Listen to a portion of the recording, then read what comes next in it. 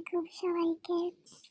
আজকে আমি দেশি মুরগির মাংস রান্নার রেসিপি শেয়ার করব মাটির চুলায়।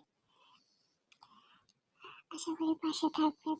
প্রথমে মাটির চুলায় একটা হাঁড়ি বসিয়ে দেব। হাঁড়িতে পরিমাণ মতো তেল দিয়ে আদা রসুন বাটা পেঁয়াজ বাটা দিয়ে দেব। নেড়ে চেড়ে মিশিয়ে এলাচি দারচিনি তেজপাতা দিয়ে দেব। হলুদ গুঁড়ো মরিচ গুঁড়ো ধনিয়া লবণ জিরে গুঁড়ো দিয়ে দেব।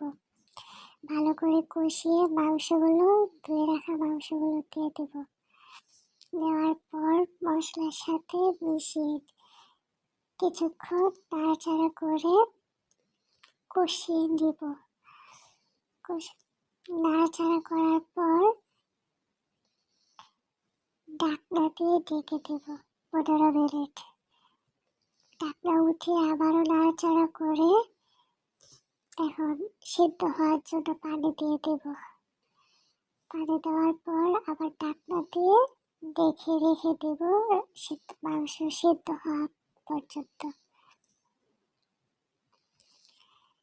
এই তো আমার তরকারি প্রায় হয়ে গেছে, ঝোল ঝোল রাখবো, তাই এখন পরিবেশন করব। ভালো লাগলে সবাই চ্যানেলটাকে সাবস্ক্রাইব করে পাশে